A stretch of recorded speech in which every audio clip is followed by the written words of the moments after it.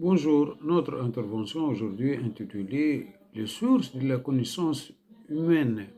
Il y a quelque temps, un lecteur s'inquiétait de savoir en quoi pouvait bien consister la pensée intuitive, de lors que celle-ci semblait être le support de l'expérience spirituelle d'ordre religieux.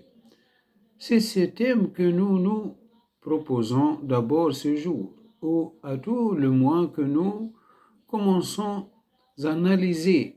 Il nous faut tout d'abord rappeler quelles sont les sources de la connaissance humaine. Il y a d'abord, bien entendu, les organes de sens. Euh,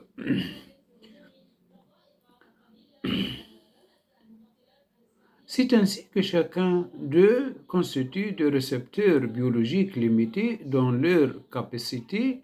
Par exemple, l'œil humain ne fait que capter les ondes électromagnétiques comprises être le violet et le rouge, c'est-à-dire entre les longueurs d'onde se situant entre 4 6 mètres puissance moins 5 et 7 mètres puissance moins 5.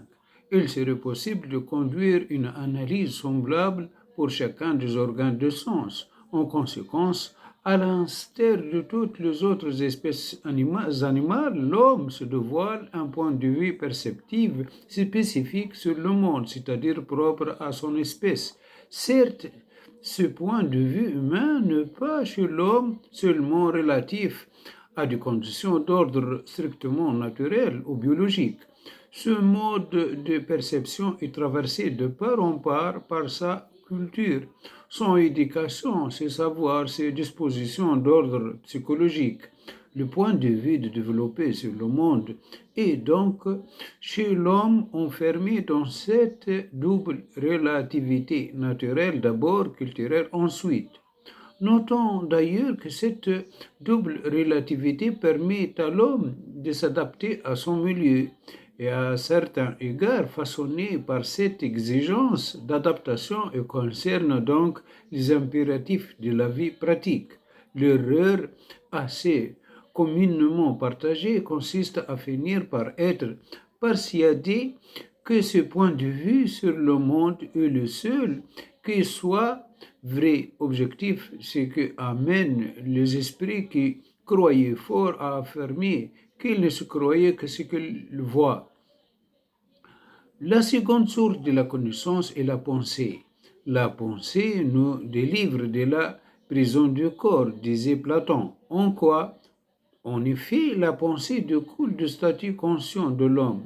Elle lui permet de prendre du recul sur les informations délivrées par son corps, d'imaginer un monde possible par opposition au monde perçu, ce que ne peut faire l'animal, d'abstraire, c'est-à-dire de séparer mentalement ce qui reste indissociable au sein du réel, par exemple, sépare au sein d'une fleur, couleur, odeur, consistance, etc.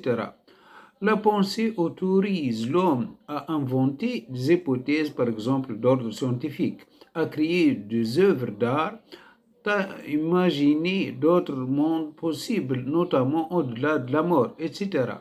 Cette pensée peut revêtir différentes formes. La raison est cette faculté qui conduit à un monde de pensée rigoureux, cohérent, obéissant à des règles logiques strictes et par là même très éloigné des caprices de l'imagination. Cette folle de logis, disait Malebranche du XVIIe siècle. Toute la question est alors de savoir quelles sont les capacités exactes de cette raison.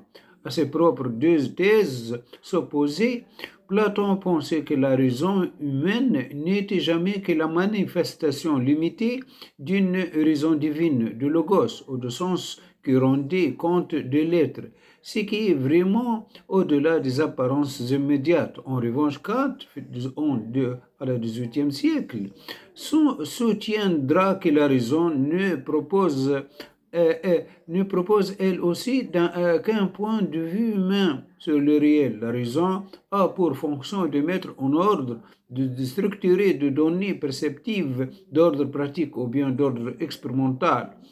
Elle dégage ainsi un monde humain, le monde des phénomènes.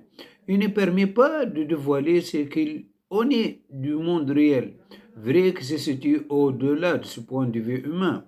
Ce monde tel qu'il est dans l'absolu restera dans l'ordre de l'inconnaissable, selon Kant.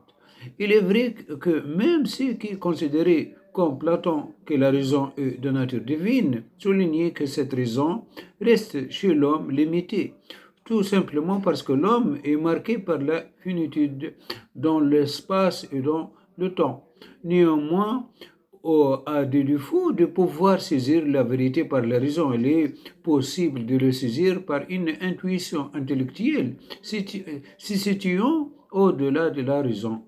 Il y aura donc un troisième niveau de la connaissance, au-delà de la perception et de la raison, à savoir l'intuition, c'est-à-dire c'est ainsi que Platon, dans le banquet, soutient qu'au-delà de la beauté sensible perçue par le corps et la beauté morale dévoilée par l'esprit, peut se saisir la beauté pure, c'est-à-dire le fondement même de toute forme de beauté, et c'est par une intuition préparée par un long cheminement de la raison. Rappelons que pour Platon, la beauté n'est jamais que la manifestation de la vérité ou de divin, ou si l'on préfère de sens ou de logos. La raison, de même que le langage resté impuissant à saisir ou à dire cet absolu, car raisonnement et mots sont enfermés dans le monde de relatif.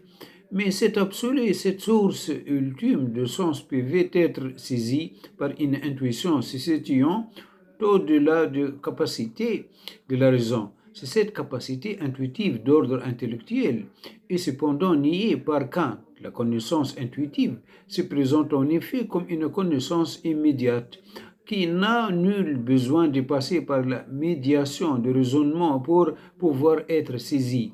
C'est le cas de l'intuition sensible qui, par sa part, ne fait pas objet de débat. Lorsque j'ai dit que j'ai chaud, je n'ai besoin de raisonner pour parvenir à cette conclusion. Un vécu sensitif s'impose immédiatement à moi. La question est alors de savoir s'il existe un savoir de même type d'ordre intellectuel et non plus sensitif. Il nous faudra donc revenir sur deux débats, celui concernant les capacités de la raison, celui relatif à la légitimité ou non d'une connaissance intuitive, sur les rapports enfin entretenus entre les éléments de ces deux débats et les d'expériences spirituelles ou religieuses. Voilà notre intervention intitulée les sources de la connaissance humaine est terminée. Merci bien de votre attention. Au revoir.